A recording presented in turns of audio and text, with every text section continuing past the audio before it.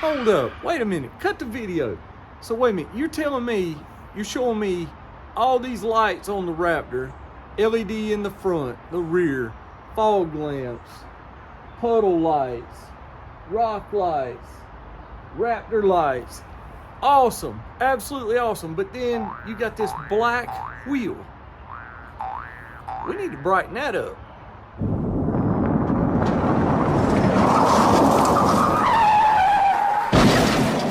Yeah, delivery guy just dropped this off. Y'all know what it is. Y'all know what time it is. Yeah, it's time. It's time to put some wheel lights on. Let's do this, guys.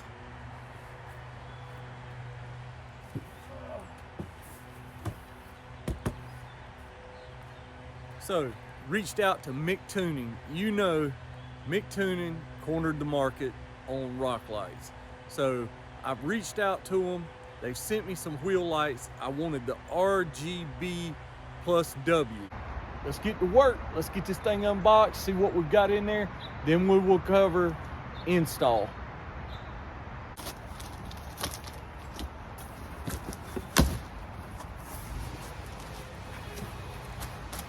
Went with the V1 RGBW LED wheel light kit. Okay, so once you open the box, you dig into it, you're gonna see you have mounting hardware, instructions that is fully detailed.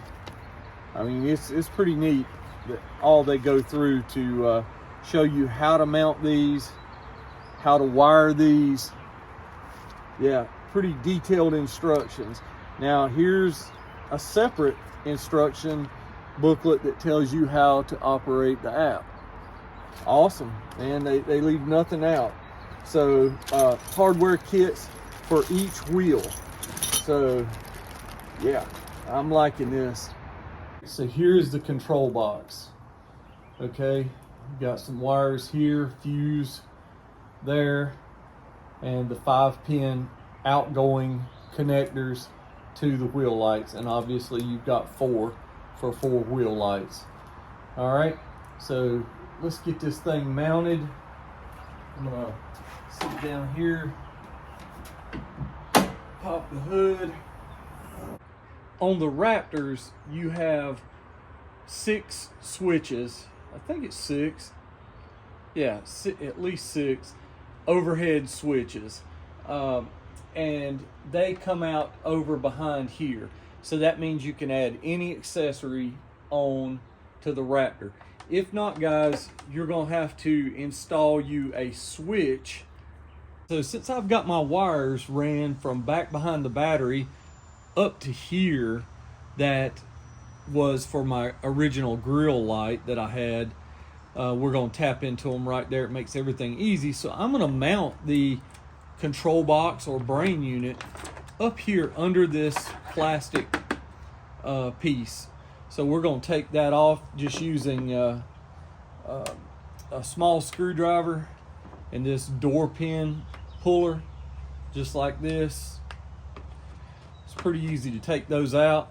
Real quick, I know you're saying, if I mount this brain unit this far up at the front of the nose of the truck, out of the weather, you're thinking, okay, but to run to the back wheels, do I have enough wire for that?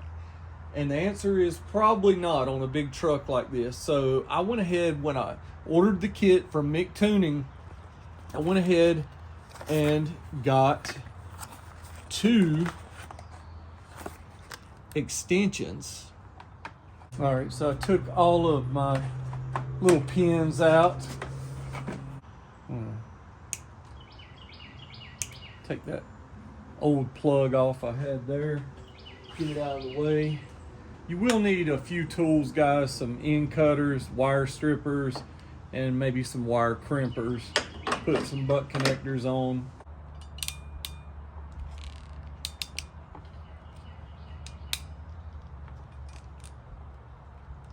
There's that one, ground connected, as y'all can see. Gonna connect the positive.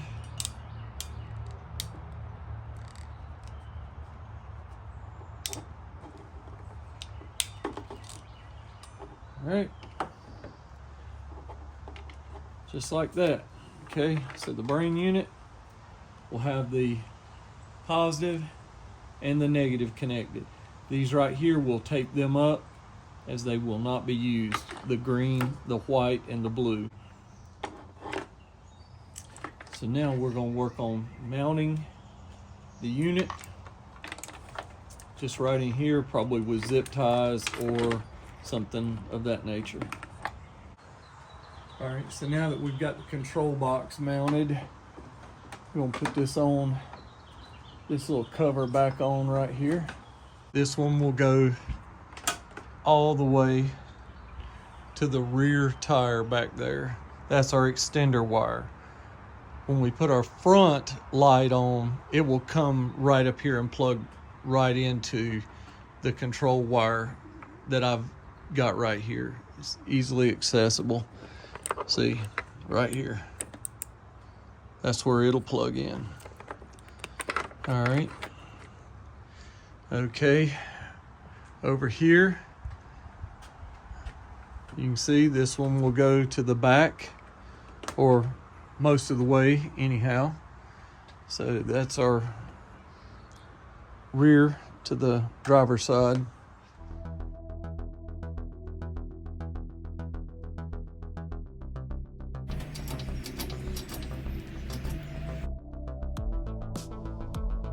Also, guys, wash those nasty wheels and tires on the inside, because that light's gonna be lighting them up.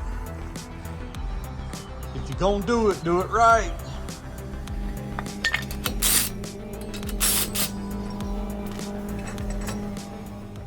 Now we're gonna remove the brake caliper.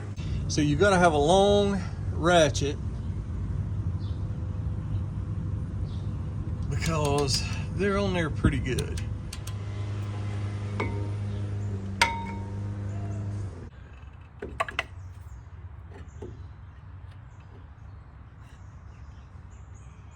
Man, it has been a big time job to get this rotor loose. And let me show you how I had to do it. Rusted. So a lot of PB blaster, sometimes they'll get stuck on there, but you don't want to smack this with a hammer. So I wound up taking a piece of steel like that, and the existing holes back here that hold the brake on, and I make a makeshift pulley puller or pusher that would go not up against the rotor itself, but up against that black metal, and I just cranked them, and it basically pushed the rotor off this way. Once you get the rotor off, you got to put the brake caliper back on. I just halfway put it on with a bolt. That way you can get your measurement so that it's far enough off of that where it will not rub. So then once you get all these holes mounted, we're going to put more of these brackets right here. All right, so we got that front driver done.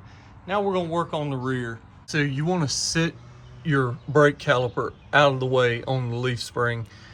Careful, don't put tension on this. There's no tension on that right there, but you don't want that falling off and messing up your brake lines. All right, so that was, to remove that was 18 millimeters on the back. So the 18 millimeter bolts, I've got them sitting up on top of the bed right now. So there's the 18 millimeters that come out of there. Remove those. Okay, so now I've hammered away trying to get this rotor off. It's not going to come off. I've also got my blaster, PB blaster, to remove rusted parts. That won't take it off either. Just like I had an issue on the front. So you use the bolt method. This is a cool trick I learned. You get you 2 smaller bolts than the holes that mount the brakes. See down here? All right, you get the bolts with the nuts, All right, and you're gonna run it up on that nut right there. I can't do it with one hand, but that bolt is gonna come through and use it like a pulley puller or a pusher, and it's gonna push this rotor off. But you don't wanna use that bolt on the rotor. So you'll need a piece of wood is too thick like that and it splits all the time. So I've got a flat piece of metal right here. And you can actually see where I used it on the front, where it pushed that bolt into the front on both of those right there. So you're just using it as a flat piece of metal to push in here like this. All right, got me? That's what we're gonna do. All right, so after about an hour of a hard fought struggle, got the rotor loose. And that's with different penetrants, boards, hammers, even using the pry method. So what it does, it gets stuck right around that assembly right there, that little hub ring.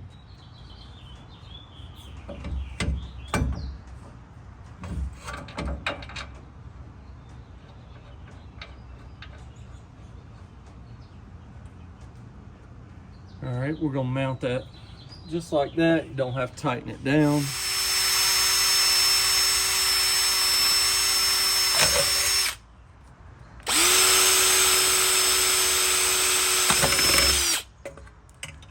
Now, some people use self-tapping screws in here. They do their own thing.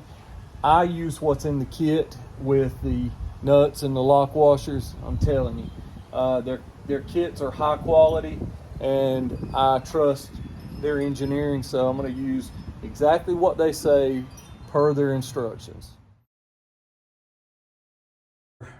Went ahead and put the rotor back on, caliper, and now put our ring back in its grooves all the way around, just like that. And also make sure your clearances are off and not touching anything. All right, now we'll bolt down the ring to the top. We're done. All right, so we covered 2 out of the 4 wheel light install. All right, why did I not show you all 4? Because it's a little redundant. After the first one, you really knew what to do. If you hadn't got it by the 3rd one, then you've probably taken it to a shop, and it's not because of lack of your ability or lack of my teaching through the video, but it's probably because of that rusted ass rotor. Let's get this thing rolling. We're gonna take it out on the road. We're gonna wait for darkness to fall, and we're gonna show y'all what's up. Roll the clip. I said roll the clip. Cut, editor. Who's my editor? Roll the clip.